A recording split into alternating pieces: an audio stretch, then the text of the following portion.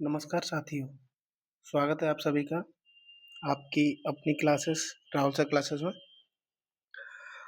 दोस्तों, आप यूपीएससी का एग्ज़ाम देने जा रहे हैं और ये 24 मई को आपका एग्ज़ाम होने वाला है, जो 2026 का एक प्रीलिम का एग्ज़ाम है,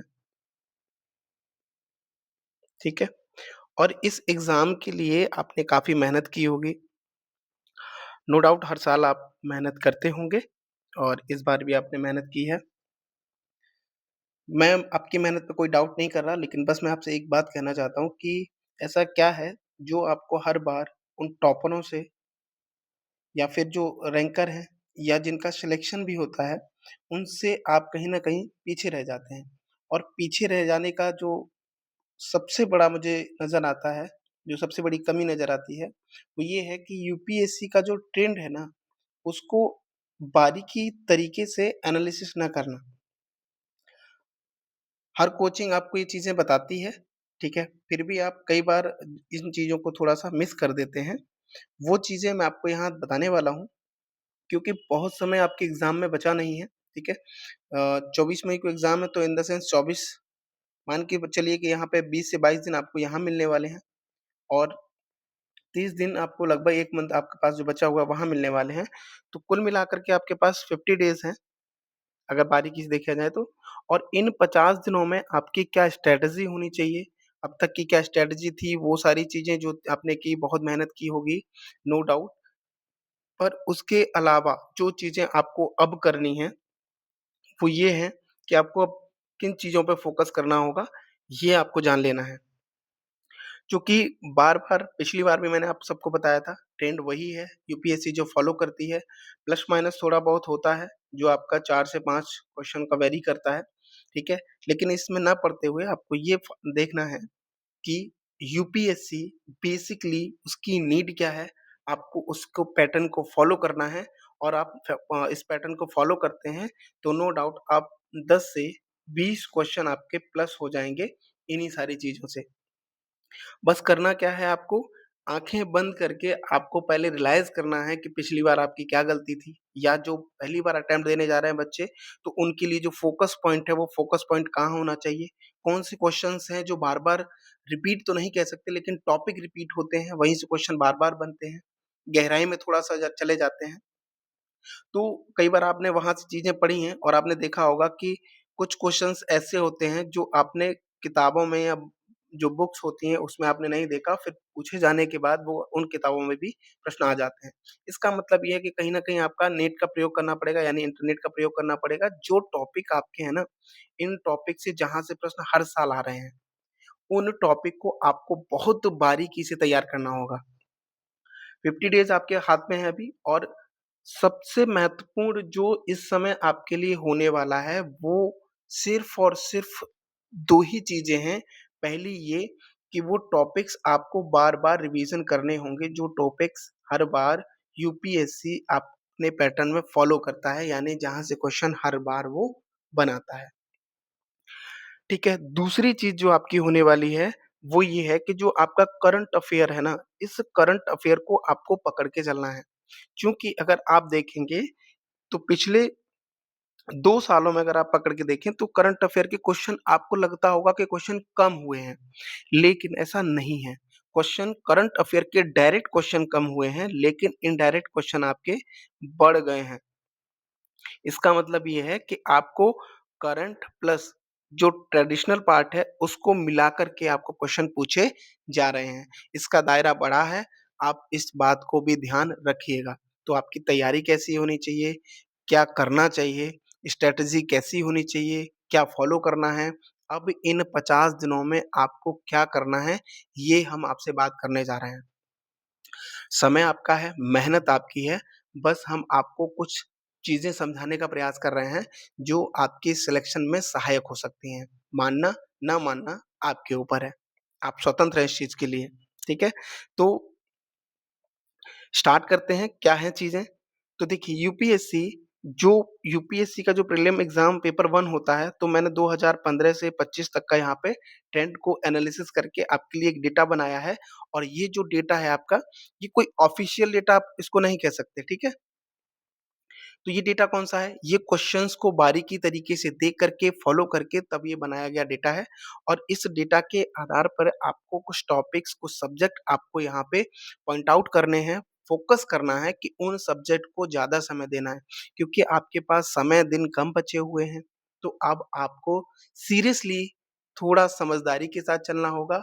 क्या करना होगा, कैसे करना होगा, तो ध्यान दीजिए। अगर हम 2025 का ही ट्रेंड पकड़ें, तो आपको यहाँ करंट अफ़ेयर के 14 क्वेश्चन्स दिखाई दे रहे होंगे, हिस्ट्री के 16 क्वेश्चन, ज्योग्राफी के 14, पॉलिटी के 13 क्वेश्चन, इकोनॉमी के 17 क्वेश्चन और साइंस एंड टेक्नोलॉजी के लगभग 14 क्वेश्चन। ये वेरी करता है, प्लस माइनस आप देख सकते हैं 2 से 4 क्वेश्चन आपको ऊपर-नीचे मिल सकते हैं, करंट बेस के आधार पे, ठीक है? साइंस एंड टेक्नोलॉजी और एनवायरनमेंट के 12 क्वेश्चन। ये 2025 का ट्रेंड था। लेकिन अगर आप इस चीज़ को बारीकी से देखें, तो मैं आपसे यहाँ कहूँगा कि इकोनॉमी ऐसा सब्जेक्ट है, जो अकेले ही आप देखेंगे कि सबसे ज़्यादा फ़ोकस पॉइंट बना के रखता है और इसके लिए भी कुछ ख़ास टॉपिक हैं, जो भी मैं आपसे आगे चर्चा करने जा रहा हूँ। ठीक है? इसी के साथ अगर आप देखें, तो दूसरा जो सब्जेक्ट आपके लिए बहुत महत्वपूर्ण हो जाता है, वो है एनवायरनमेंट और ये लगातार आपका बढ़ता हुआ नज़र आपको दिखाई देगा। ये वेरी करता है आपका कि 15 से 20 क्वेश्चन तक यहाँ पे आपके चले जाते हैं। यहाँ जो आपको दिखाई दे रहा है इसमें करंट अफ़ेयर प्लस नहीं है, इस वजह से आपको ये थोड़ा-सा कम दिखाई देगा। लेकिन यहाँ करंट अफ़ेयर के अगर आप क्वेश्चन देखें तो देखिए 2023 में 18 क्वेश्चन, 2022 में 18 क्वेश्चन और ये 2015 में अगर आप देखेंगे तो सबसे ज़्यादा करंट अफ़ेयर पूछा गया था, 22 क्वेश्चन, वहीं 2021 में भी 27 क्वेश्चन करंट अफ़ेयर के। तो ये करंट अफ़ेयर कुछ अलग नहीं है। अगर इस करंट अफ़ेयर को मिला दिया जाए तो एनवायरनमेंट और साइंस टेक्नोलॉजी, उसके बाद आपका इकोनॉमी, ये सब्जेक्ट के क्वेश्चन जो है बढ़ जाते हैं। ठीक है? तो ये जो ट्रेंड है आप इसको बारीकी तरीके से एनालिसिस करिएगा। फिर भी मैं आपको यहाँ थोड़ा-सा चर्चा कर दे रहा हूँ, बता दे रहा हूँ कि चीज़ें किस तरीके से हैं। तो हमने 2025 का देख लिया, अब 2024 का देखेंगे तो देखिए current affair 13 question, 12 question history के, ज्योग्राफी के 18 क्वेश्चन, पॉलिटी के 15 क्वेश्चन, इकोनॉमी के 14 क्वेश्चन, साइंस एंड टेक्नोलॉजी के 13, एनवायरनमेंट के 15 क्वेश्चन। ठीक है? इसी तरीके से 23 का देखिए 18 क्वेश्चन करंट अफ़ेयर के हैं, 13 क्वेश्चन हिस्ट्री के हैं, ज्योग्राफी के 16 क्वेश्चन हैं, पॉलिटी के 12 क्वेश्चन हैं, इकोनॉमी के 14 क्वेश्चन हैं, साइंस एंड टेक्नोलॉजी के 15 क्वेश्चन हैं और एनवायरनमेंट के 12 क्वेश्चन हैं। 2000 अगर 22 का भी यहीं लगे हाथ देखेंगे तो 18 क्वेश्चन करंट अफ़ेयर के हैं, हिस्ट्री के 15 क्वेश्चन हैं, ज्योग्राफी के 8 क्वेश्चन हैं, पॉलिटी के 9 क्वेश्चन हैं, इकोनॉमी के 17 क्वेश्चन हैं, साइंस एंड टेक्नोलॉजी के आपके 11 क्वेश्चन हैं और एनवायरनमेंट के 22 क्वेश्चन हैं। तो इसीलिए मैं आपसे कह रहा हूँ कि एनवायरनमेंट, इकोनॉमी और पॉलिटी, ये 3 सब्जेक्ट तो आपको बहुत अच्छे से तैयार करने हैं और जो मंत्र बोला जाता है, जो सिलेक्शन का मंत्र होता है, वो मंत्र है आपका रिवीज़न। ये आपसे चूकना नहीं चाहिए। तो कई बार बोलते हैं कि सर कितना रिवीज़न? मिनिमम तो आपको 3 बार रिवीज़न करना ही है, पढ़ने के बाद। ठीक है? इसका मतलब ये है कि आपने जो नोट्स बनाए होंगे, हैंड रिटन नोट्स, आपके जो शॉर्ट नोट्स बने होंगे, उनको कम से कम 3 बार, अगर आपको टाइम कम मिल रहा है, तो कम से कम 3 बार तो आपको रिवाइज़ करना ही करना है। अदरवाइज़ मैं कहूँगा आपसे, ये जितना प्लस हो सके उतना ही आपके लिए फ़ायदा है। ठीक है? नया पढ़ने से बेहतर है कि जो आपने पढ़ा है उसका बार-बार रिवीज़न होना चाहिए। ठीक है? ट्रेडिशनल पार्ट का और करंट अफ़ेयर का। उसके साथ-साथ आपको करना ये होगा कि पीवाईक्यू आपके लिए रामबाण होता है, जो आप बहुत ज़्यादा फ़ोकस नहीं करते हैं।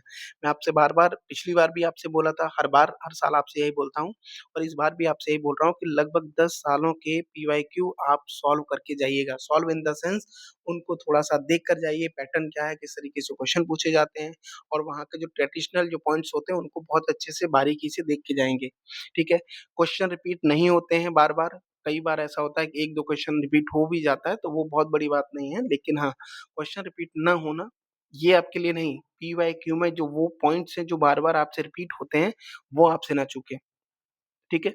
उसके साथ जितना भी आपने पढ़ा है, उन टॉपिक में जैसे आपको पता होगा कि जैसे आप हिस्ट्री पढ़ते होंगे, तो हिस्ट्री में आपको पता है कि जो धर्म है, ठीक है, रिलीजन है, वहाँ से हर साल क्वेश्चन पूछता है। तो जैसे मान लीजिए कि बुद्ध के बारे में सवाल अगर पूछा है, पिछले कई सालों से पूछता हुआ आ रहा है, तो इसका मतलब ये है कि अब तक जो ट्रेंड उसने फ़ॉलो किया है, इसका मतलब बुद्ध से अगले साल भी इस प्रश्न पूछेगा, या जैन धर्म से या बौद्ध धर्म से या सनातन धर्म से, किसी भी धर्म से अगर क्वेश्चन पूछता है, तो थोड़ा-सा गहराई में जाकर के आपको उस पॉइंट को देखना होगा। ठीक है? इसका मतलब ये है कि इन किताबों के अलावा, इन बुक्स के अलावा, इन नोट्स के अलावा भी आपको थोड़ा और इंटरनेट से जानकारी एकत्रित करनी है, उस नोट्स में आपको उसको शामिल करना है और अगर आपसे पीवाईक्यू है, वहाँ से आपको चीज़ें अगर कुछ नए पॉइंट्स मिलते हैं, तो वो भी आपको अपने नोट्स में ऐड करने हैं। 50 डेज़ का एक यही रामबाण है जो प्रीलिम आपको निकाल सकता है, ठीक है? यानी आप प्रीलिम की जो बाउंड्री है उसको अगर लाँघना चाहते हैं, तो ये कुछ बातें हैं जो आपको बहुत ज़्यादा फ़ोकस करनी होंगी, ठीक है? इस ट्रेंड को बहुत बारीकी से आप फ़ॉलो करिएगा, वीडियो को पॉज़ करके इसको अच्छे से देख लीजिएगा एक बार, ठीक है? अब चलते हैं इससे आगे टॉपिक्स पर। इस ट्रेंड को आप बहुत अच्छे से ध्यान रखिएगा, इसको बहुत अच्छे से फ़ॉलो करना ही है आपको, ठीक है? ये पूरा जो ट्रेंड है आपको बहुत बारीकी तरीके से इसको फ़ॉलो करिएगा और ध्यान से देख लीजिएगा एक बार, ठीक?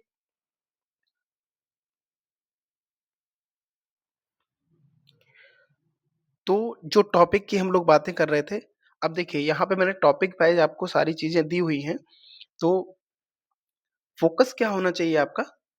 तो जो डायनेमिक पॉइंट है, जो डायनेमिक सब्जेक्ट है, जो सबसे ज़्यादा आपके लिए रिलेवेंट है, वो है करंट अफ़ेयर। ये इतना डायनेमिक सब्जेक्ट है कि हर साल आपको यहाँ से 15 से 25 तक प्रश्न देखने को मिल सकते हैं, ठीक है? तो इस करंट अफ़ेयर को तो आप किसी भी कीमत पर इग्नोर नहीं कर सकते, ठीक है? अब इसमें जो महत्वपूर्ण टॉपिक है जहाँ से हर साल प्रश्न बनते हैं, वो कौन-कौन से टॉपिक हैं जो आपको अगर आपने अब तक फ़ोकस किया है तो रिवीज़न करते रहिए, अगर नहीं किया है तो आप देरी नहीं करिएगा। ये नोट कर लीजिएगा, कॉपी पेन लेके बैठिएगा। ये जो आज आपको जो पॉइंट मिलने वाले हैं, ये आपकी लाइफ़ बदलने वाले हैं। अब जैसे पहला टॉपिक है इंटरनेशनल ऑर्गेनाइज़ेशन जैसे यूएनओ, आईएमएफ, वर्ल्ड बैंक जितने भी यहाँ से करंट वाले पॉइंट हैं, ये आपको एक जैसे डेटा है या कोई भी पॉइंट है, कोई नई चीज़ें हुई हैं, कोई कमिटी है या कोई किसी का कोई रिपोर्ट आई है, तो उस तरीके की चीज़ें आपको यहाँ पे कंप्लीट करनी होंगी। ठीक है? दूसरा जैसे रिपोर्ट्स और इंडेक्स वगैरह जो आते हैं, ये भी आपके लिए काफ़ी महत्वपूर्ण है, करंट अफ़ेयर के बेस्ड, ठीक है? जो गवर्नमेंट की स्कीम होती हैं, जैसे मान लीजिए बजट आया, उस बजट में कोई स्कीम आई है, सर्वे है, उसमें कोई स्कीम चर्चा में रही या कोई जो स्कीम है, वो स्कीम आपकी काफ़ी बेहद महत्वपूर्ण रही, यानी कि वो काफ़ी सक्सेस रही, ठीक है? जैसे जनधन का आपने देखा होगा कि कई साल पूछा गया क्योंकि काफ़ी जो सक्सेस मानी जाती है स्कीम। उज्ज्वला योजना है, ठीक है? इसी तरीके से हेल्थ वाला है। तो इस तरीके से जितनी भी स्कीम होती है गवर्नमेंट की, वो आपके लिए काफ़ी महत्वपूर्ण हो जाती हैं। वो आपको किसी भी कीमत पे छोड़नी नहीं है। बहुत अच्छे से उसको बारीकी तरीके से आपको तैयार करके जाना है, ठीक है? उसके आगे जो डिफेंस एक्सरसाइज़ वगैरह होती हैं, ठीक है? डिफेंस का कोई भी पॉइंट होता है, वो यहाँ से पूछ ही लिया जाता है, ठीक? और जो साइंस का जो भी करंट इवेंट्स होते हैं, ठीक है? वो आपसे पूछे जाते हैं। तो ये आप अगर देखेंगे पिछले अगर 10 साल का भी डेटा उठा के देखेंगे तो यहाँ से हर साल आपको प्रश्न देखने को मिल जाएँगे, ठीक है? तो ये टॉपिक्स आप लिख लीजिएगा, ये टॉपिक्स आपके लिए काफ़ी बेहद महत्वपूर्ण है, ठीक है? आगे बढ़ते हैं। दूसरा जो टॉपिक है, वो है हिस्ट्री।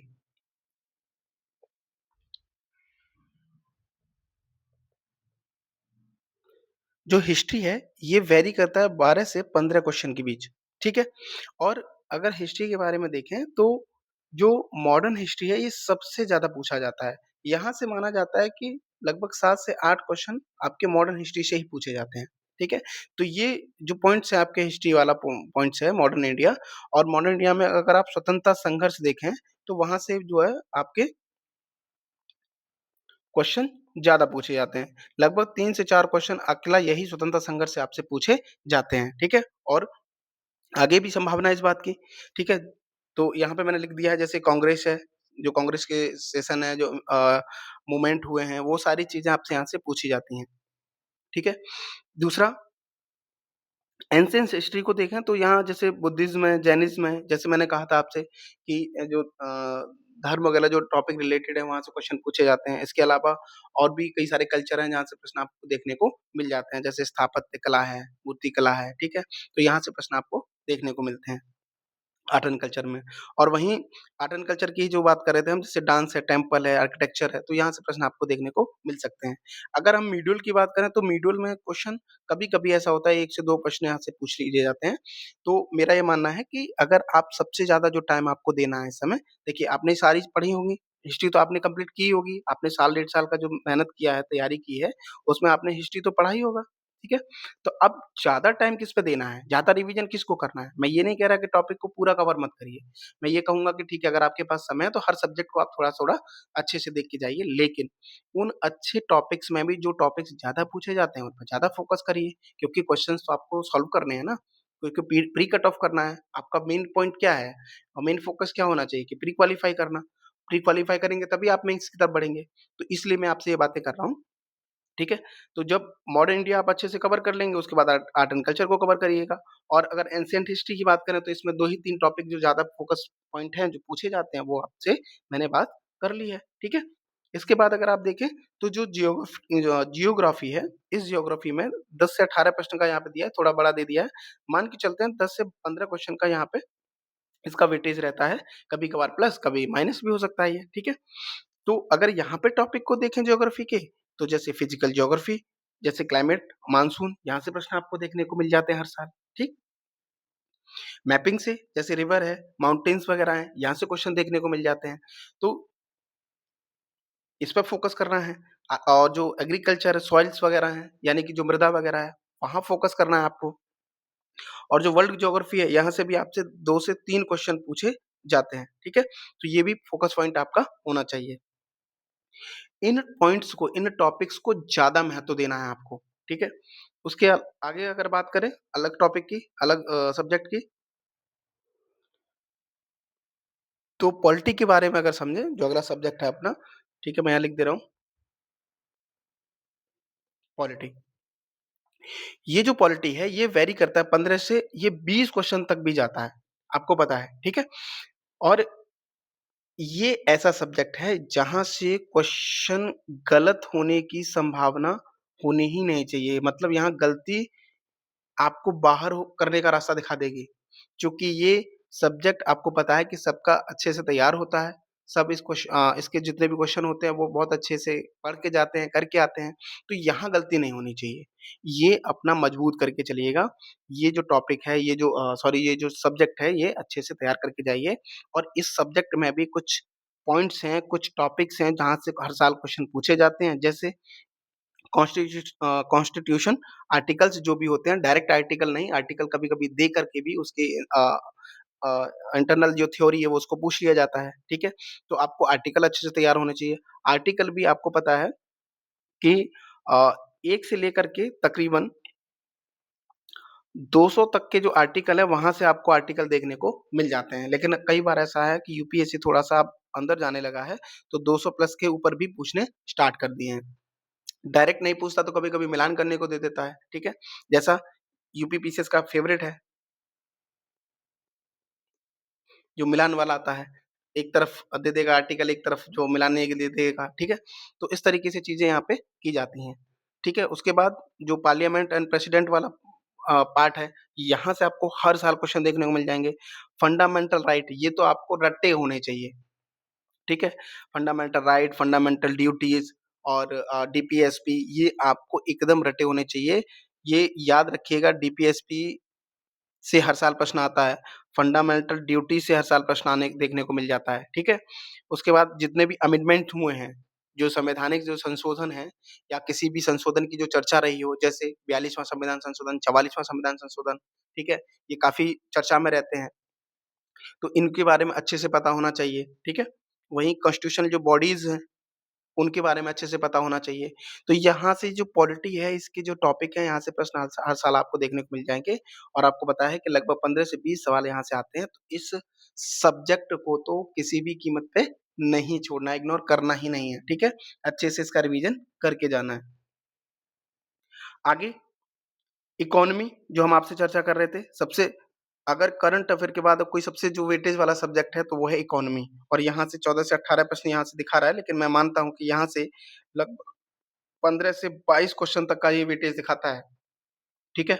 अगर करंट अफेयर को जोड़ दिया जाए तो ये कभी-कभी 24 क्वेश्चन तक आपके यहाँ पे देखने को मिल जाते हैं। तो आपको पता है कि ये काफ़ी वेटेज वाला सब्जेक्ट है। अब इसमें अगर बात करें तो देखिए, बैंकिंग एंड मनी जो मॉनेटरी पॉलिसी है, यहाँ से क्वेश्चन हर साल आपको देखने को मिलते हैं। लगभग 2 से 3 प्रश्न आपको यहाँ से देखने को मिल जाएँगे। ये मॉनेटरी पॉलिसी से आपको लगभग 1 क्वेश्चन हर साल देखने को मिल जाएगा, ठीक है? बैंकिंग से आपसे 1 से 2 सवाल आपको देखने को मिल जाएँगे, ठीक है? इन्फ्लेशन, जीडीपी, जीएनपी, एनएनपी ये सब आपने पढ़े होंगे, यहाँ से क्वेश्चन आपको देखने को मिल जाएगा।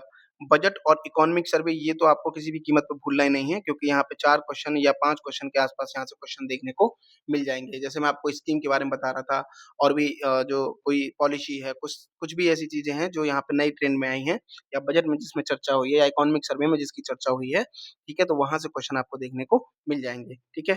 और जो एग्रीकल्चर इकोनॉमी है, एग्रीकल्चर आपको पता है कि कुछ हॉट टॉपिक होते हैं यूपीएससी के, ठीक है? चाहे वो प्री हो, चाहे वो मेन हो। जो हॉट टॉपिक है वहाँ से हर साल प्रश्न देखने को मिल जाएँगे, उसी में एग्रीकल्चर आपके लिए ह हॉट टॉपिक माना जाता है, ठीक है? एक्सटर्नल सेक्टर जैसे एफडीआई, बीओपी बैंकों पे जो अ, म बैलेंस ऑफ पेमेंट होता है, ठीक है? तो यहाँ से क्वेश्चन आपको देखने को मिल जाएँगे, ठीक? तो ये इकोनॉमी के बारे में और हमने पॉलिटी के बारे में चर्चा की, ठीक? अब अगले सब्जेक्ट की तरफ बढ़ते हैं। अगला जो सब्जेक्ट बात कर रहे थे, ठीक है? तो ये साइंस एंड टेक्नोलॉजी के बारे में बात हम करेंगे यहाँ पे। 1 सेकंड दीजिएगा।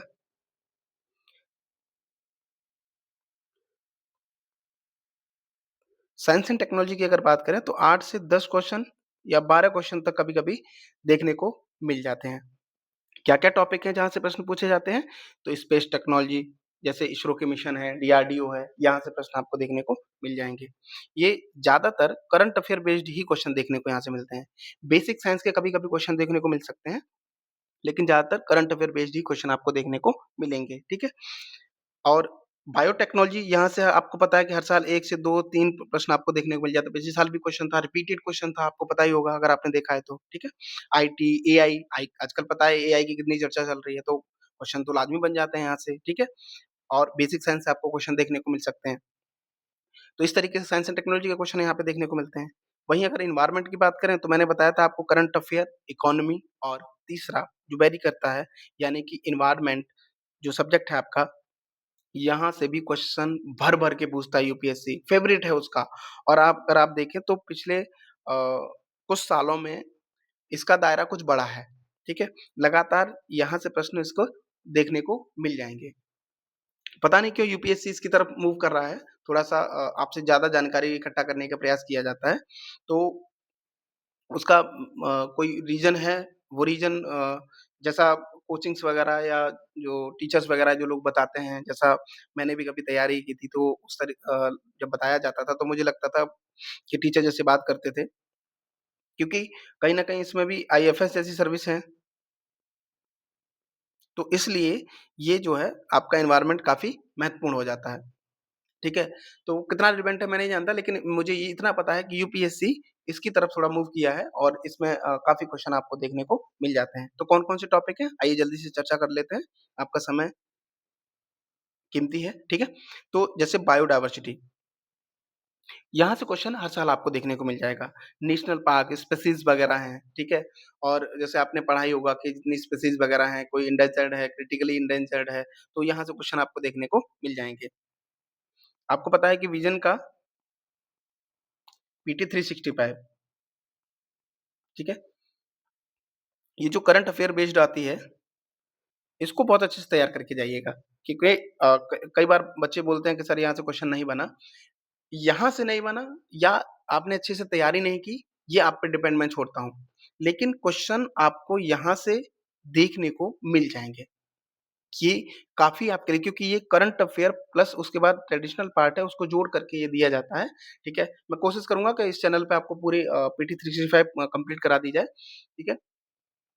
लेकिन आप अपने से भी तैयारी करते रहिएगा, ठीक है?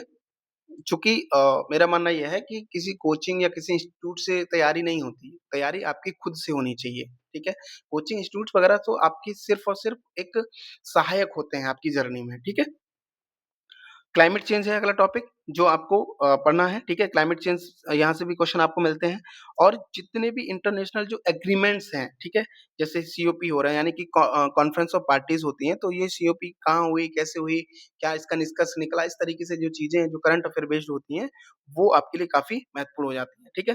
जो संस्थाएँ काम कर रही हैं इस एनवायरनमेंट के लिए, तो उन संस्थाओं को भी आपको जानना ज़रूरी हो जाता है, ठीक है? तो इस तरीके से प्रश्न यहाँ पे एनवायरनमेंट के देखने को मिल जाते हैं। तो टॉपिक की हमने बात की, सब्जेक्ट की बात की।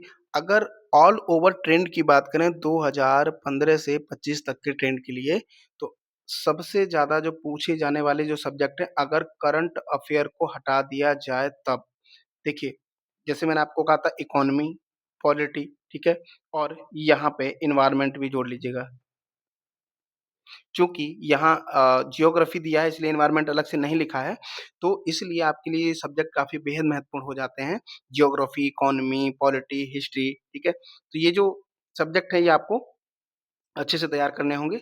जियोग्राफ़ी, इकोनॉमी, पॉलिटी, हिस्ट्री, ठीक है? यही लगभग 60 से 65% आपका वेटेज कवर करते हैं और आपको पता है कि प्रीलिम क्वालीफ़ाई करने के लिए अगर आप 45 प्लस क्वेश्चन अगर आप सही कर ले जाते हैं, तो आप इस बाउंड्री को क्लियरली पार कर सकते हैं, ठीक है? अगर यूपीएससी का प्रीलिम स्ट्रैटेजी जो एग्ज़ाम ओरिएंटेड देखा जाए, तो हाई जो पीरियड है, ठीक है? जो मस्ट आपका स्ट्रॉन्ग होना चाहिए, जो मस्ट स्ट्रॉन्ग होना चाहिए, वो क्या होना चाहिए? करंट अफेयर नंबर 1 रखिएगा इसको। इसको तो किसी भी हाल में नहीं छोड़ना है। 1 साल का, ठीक है? जो करंट अफेयर है, वो आपको अच्छे से तैयार करना ही होगा और कोई ऑप्शन नहीं है। घबराने की ज़रूरत नहीं है। मैंने आपसे कहा कि विज़न का 365 जो करंट अफ़ेयर है, उसको अच्छे से 3 बार, 4 बार अच्छे से पढ़ जाइए। कहीं से भी वीडियो मिले आपको किताबें आप पीटी 65 के जो नोट्स आते हैं, वो ले लीजिए और वीडियो के माध्यम से थोड़ा फ़ास्ट कर दीजिए। चीज़ों को रिवाइज़ करिए, जिससे वो चीज़ें आपके दिमाग में बैठ जाएँ। ठीक है? इसी तरीके से जो दूसरा सेगमेंट है आपका वो है इकोनॉमी, ठीक है? ये भी आपको किसी भी कीमत पे नहीं छोड़ना है। अगर आपने इकोनॉमी बहुत अच्छे से नहीं पढ़ पाया तो मैंने आपको बता दिया कि टॉपिक है, उन टॉपिक पे अच्छे से जाइए, गहराई से पढ़िए, वीडियो हैं यूट्यूब पे कई सारे वीडियो मिल जाएँगे आपको। लेकिन थोड़ा रिलेवेंट ही पढ़िएगा, कोशिश करिएगा कि फालतू की चीज़ों में ना ही पढ़ें तो बेहतर है क्योंकि समय आपके पास बिल्कुल भी नहीं है, ठीक है? कई बच्चे हैं जो हिंदी माध्यम के हैं, ठीक है? उनका कहना है कि सर हमको इकोनॉमी समझ नहीं आती, ठीक है? तो घबराने की ज़रूरत बिल्कुल भी नहीं है। हिंदी माध्यम के लिए भी काफ़ी डेटा पड़ा हुआ है यूट्यूब पे भी आपने क्लासेस की होंगी वो और अगर कुछ नहीं समझ में आता तो जो आपने क्लासेस की होंगी, जो नोट्स पढ़े होंगे, उन्हीं को बार-बार रिवीजन करिएगा, वो धीरे-धीरे आपको समझ में आने लगेंगे। क्योंकि क्या है कि इकोनॉमी चूँकि आपके डेली रूटीन में कभी रहा नहीं, वो सब्जेक्ट आप से कभी टच में नहीं रहा, तो इसलिए थोड़ा-सा कठिनाई होती है, ठीक है? तो ऐसा नहीं है, 4 बार, 5 बार, 6 बार अगर आप उसका रिवीजन करेंगे, तो वो चीज़ें हो जाएँगी। बाकी कुछ क्लासेस आपकी पड़ी हुई हैं इसी चैनल पे और कोशिश करेंगे कि हम आपको आगे इसकी क्लासेस दे देंगे। तो जितना सरल हो सकता था उतना सरल करने की कोशिश की गई है, ठीक है? अगला सेगमेंट आपका पॉलिटी, ये भी आपको अच्छे से फ़ोकस करना है जो मस्ट स्ट्रॉन्ग है, यानी ये 3 पॉइंट्स आपको किसी भी कीमत पे छोड़ने नहीं है, जो आपके लिए लगभग-लगभग अगर तीनों की ही बात की जाए, तो लगभग 40 से 45% का जो एरिया है यूपीएससी का प्रीलिम का ठीक है? ये वेटेज कवर कर लेता है। अब आप याद रखिए, बिना इसके आप कवर नहीं कर सकते। तो आपका फ़ोकस कहाँ होता है? ज़्यादातर जो मैं हिंदी माध्यम की बात कर रहा हूँ, जो बच्चे कहते हैं कि सिलेक्शन नहीं हो रहा, उसके पीछे रीज़न यही है कि ये तीनों ही जो सब्जेक्ट हैं, मान लीजिए आपका पॉलिटी अच्छा होगा, लेकिन ये 2 सेगमेंट ऐसे हैं जो आपके बिल्कुल भी ज़ीरो हैं, 1% है, 2% है, इस तरीके से आपके रहते हैं, जो कि आपको इकोनॉमी कम समझ में आती है क्योंकि आप उसकी तरफ मूव नहीं करते। करंट अफ़ेयर आप उतना अच्छा फ़ोकस करते नहीं। तो इसलिए क्या होता है कि कई बार चीज़ें आपसे बाहर होने लगती हैं और आपको पता है कि जब आप क्वेश्चन अटेंड करने जाते होंगे तो आपसे 1 क्वेश्चन अटेम्प्ट नहीं हुआ, 2 नहीं हुए, 3 नहीं हुए, 4 नहीं हुए, फिर आपका हाथ-पैर फूलने लगता है, फिर लगता है कि अब तो हमसे कुछ नहीं आ रहा और आप बाकी के क्वेश्चन जो आपसे आ रहे होते हैं वो भी आप गलत करके चले आते हैं। अतः ऐसा होता होगा आपके साथ भी, ठीक है? तो इतना ध्यान रखना है, परेशान, हताश इस तरीके से बिल्कुल नहीं होना है क्योंकि आपके लिए भी वो पेपर बना है और आपके लिए भी क्वेश्चन आगे उसमें मिलने वाले हैं, ठीक है? इसके बाद अगर मीडियम फेज़ की अगर बात करें हम, तो मीडियम फेज़ में जैसे हिस्ट्री और एनवायरनमेंट, और हिस्ट्री में मैंने आपको बताया था कि मॉडर्न इंडिया जो है आपके लिए काफ़ी महत्वपूर्ण हो जाती है, ठीक है? तो एनवायरनमेंट और हिस्ट्री, और जो सपोर्टिव सब्जेक्ट हैं जैसे जियोग्राफी और साइंस एंड टेक्नोलॉजी, अगर मान लीजिए अगर तैयार है तो बहुत अच्छी बात है, अगर नहीं है तो इस पे थोड़ा कम समय दे सकते हैं आप। ज़्यादा समय कहाँ देना है, आपसे बात हो चुकी है, ठीक है? उसके बाद अगर फाइनल कंक्लूजन की बात की जाए, जो यूपीएससी पैटर्न फॉलो करता है, ठीक है? उस आधार पे मैं आपसे बस एक ही बात कहना चाहूँगा कि UPSC concept plus current link question बनाता है, और इसीलिए कई बार आपसे गलती हो जाती है। आपका ट्रेंड एनालिसिस की वजह से कभी कोई आपका जो ट्रेडिशनल पार्ट है वो अच्छा तैयार है, करंट अफेयर आपने अच्छे से फोकस नहीं किया, तो आपको पता होगा कि 4 ऑप्शन दिए हैं, उसमें से आपको 2 आ रहे हैं, 2 नहीं आ रहे हैं। इस वजह से क्वेश्चन आपसे कई बार गलत हो जाते हैं, ठीक है? और जैसे ही गलतियाँ आपकी कम हो जाएँगी, तो आप सिलेक्शन की तरफ ऑटोमैटिक बढ़ जाएँगे, ठीक है? करना क्या है इसके लिए? तो स्टैटिक करंट को साथ में लेके पढ़ना है, साथ लेके चलना है। जैसे करंट अफ़ेयर का कोई भी टॉपिक है, जैसे मैंने आपको कहा कि पीटी 365 की, मैं यहाँ कोई प्रचार नहीं कर रहा। मैं कोई इसमें काम नहीं करता, ठीक है? मैं आपके केवल भले के लिए बात कर रहा हूँ। जैसे पीटी 365 है, ये क्या करता है कि ये current affair plus traditional part को जोड़ करके देता है। तो जैसे ट्रेडिशनल पार्ट आपने पढ़ा, करंट अफ़ेयर का पार्ट पढ़ रहे हैं, तो आप थोड़ा-सा क्या करेंगे, बुक या नोट्स अपना उठाएँगे और साथ में लेकर के इसको तैयार करेंगे, ठीक है? जैसे मान लीजिए कोई अमेंडमेंट हुआ है, उसको लेकर के कोई चर्चा हुई है, ठीक? तो उस तरीके से चीज़ें आप अगर देखेंगे, तो आप अपना नोट्स उठाएँगे, उसमें आपको बारीकियाँ मिल जाएँगी, ठीक? वहीं पे आप उसको चाहें तो ऐड कर लीजिए करंट अफ़ेयर को, ठीक है? उसके बाद मैंने आपसे जैसे कहा कि पीवाईक्यू एनालिसिस आपको करने ही करने हैं, ये पावरफुल टूल है आपके लिए। इसके बिना आप अगर ये सोचते हैं कि आसान है, तो आसान नहीं होगा। भले आप निकाल लें, लेकिन आसान तो नहीं होगा, ठीक है? तो ये यूपीएससी का जो पीवाईक्यू है, इसका 10 साल का जो भी आपको मिले, इसको ट्रेंड को एनालिसिस करिए, देखिए कहाँ से क्वेश्चन पूछ रहा है, कौन से टॉपिक ज़्यादा पूछ रहा है, किस तरीके के क्वेश्चन पुट अप हो रहे हैं। क्योंकि आधे बच्चे इसलिए बाहर हो जाते हैं, क्योंकि उनको यूपीएससी की लैंग्वेज ही समझ नहीं आती है, ठीक है? क्या पूछ रहा है, कैसे पूछ रहा है, क्या इसमें हटाना चाहिए, क्या कौन-सा सही होगा, कौन-सा गलत होगा, कई बार इस चीज़ में आप झमेले में पड़ जाते हैं और परेशानी आपके सामने खड़ी हो जाती है। आपको पता है, आपने देखा होगा कि मैं पढ़ के आया था, फिर भी वो क्वेश्चन सॉल्व नहीं हुआ, क्योंकि उसकी कई बार लैंग्वेज ऐसी होती है जो आपको समझ नहीं आती है, ठीक है? तो ये था कुछ ट्रेंड एनालिसिस का बात, जो मैंने आपसे सरल शब्दों में, आसान भाषा में मैं आपसे समझाया, ठीक है? अब आप कुछ लोग कहोगे, कुछ बच्चे हैं, कहेंगे कि सर ये हमने फ़ोकस किया और इसके बाद भी हमारी चीज़ें नहीं हुई। तो मैं कह रहा हूँ कि आप इस बार थोड़ा ईमानदारी से खुद के साथ बैठ के बात करिए 5-10 मिनट, और ये सवाल करिएगा, क्या आपने ईमानदारी से इस पैटर्न को फ़ॉलो किया? क्या आपने रिवीज़न कितनी बार किया? क्या आपको वो चीज़ें कंठस्थ हुईं? क्या आपकी गलतियाँ, चूँकि आप पढ़ के तो गए हैं, आपने 1 बार 2 बार पढ़ के गए हैं, लेकिन वहाँ कन्फ्यूज़न बहुत हो रहा है, तो क्या आप इससे दूर हो पाए? तो ये चीज़ें जब आप फ़ोकस करिएगा, तो आप पाएँगे कि हाँ, कुछ गलतियाँ आपकी रहीं, जिनको आपको इस बार दूर करना था, जो आप अभी तक नहीं किए हैं, तो अब आपके पास उतना समय नहीं है कि आप बैठ कर के इस पे सारी चीज़ों पे चर्चा करके फिर आप अ, इन चीज़ों को थोड़ा-सा 1-2 महीने में आप कर ले जाएँगे, तो इतना समय आपके पास नहीं है, ठीक है? तो करना क्या है, इस वीडियो को देखिए, समझिए, नोट करिए, सामने जहाँ आप बैठ के पढ़ते हैं, उस पे आप पर्चे लगाइए, यानी कि उस पे इसको लिख कर के लगाइए, कौन-कौन से टॉपिक हैं, उन टॉपिक को बार-बार रिवीज़न करिए, पढ़िए, ठीक है?